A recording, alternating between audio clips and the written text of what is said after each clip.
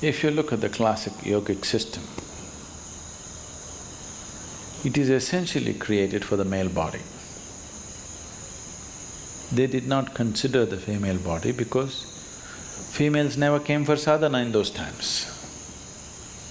It was not possible for them to come, for various reasons, biological reasons, social reasons, the way everything else was. And because yoga was not taught in a studio, it was taught by some guru somewhere in some cave, in some mountain, some forest, a woman could not go in those days. So, largely, 90% of the yogic system was oriented towards the male body, not towards the female body. So many systems of yoga which are being recklessly taught today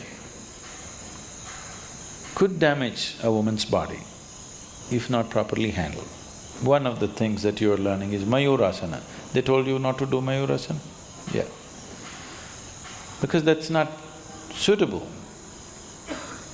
It's a peacock asana, not a peahen asana.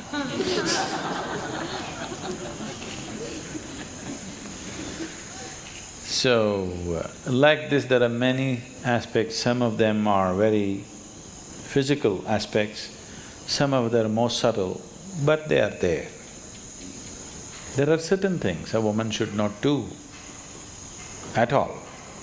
There are some certain things that she should not do at certain times. So what she should not do at all, generally in Isha Yoga we have not even looking at those things except Mayurasana and a few other things which are not in coming in touch with you. For brahmacharis we have a few things which are not necessary for others. So, during certain times, what you should not do depends from one woman to another, it could be little different. Not everybody suffers those few days as much as somebody else. For some people, it throws their whole life off the track. Some people go through it without much disturbance, either in their psychological or physiological system. So depending upon how a particular person is, mild adjustments will have to be made. But if we are doing anything which is very forceful, if you're doing any practice which is forceful in nature, it is best to avoid it at those times. Because any forceful activity could cause agitation in the body and in the mind, because at that time naturally body is seeking a certain amount of rest, a certain amount of quiet, not agitated activity. There are certain other aspects which are more towards Kriya than asana. If you have learned to do asana in a very relaxed way, it's all right to do everything. If you're still not there, it's better to avoid a few things. But if you do asanas properly, the struggles that you're having with your monthly cycles should completely go away. At least the pain and the cramps and the works should just completely disappear if your sadhana is right. If it is increased after sadhana, you must wait for 3 months. After 3 months, if still not reduced, then we must relook at your sadhana, how you're doing it. What you're doing may be okay, but how you're doing needs to be looked at.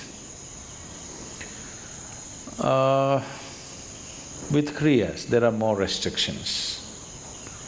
With asana, there is not much restriction.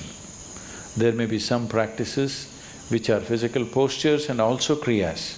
They are the things that you need to be really careful about. Like we are doing Surya Kriya.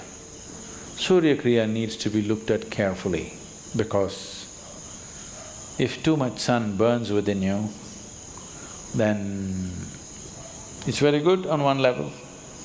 But if it's troubling you in your feminine aspect, then we need to readjust it, we need to rejig it a little bit for you. It's very important, it's individual. There is no common prescription like that. But generally what's being taught as Isha Yoga need not be avoided, it's all fine, except the Kapalabhati, everything else is fine, can be done.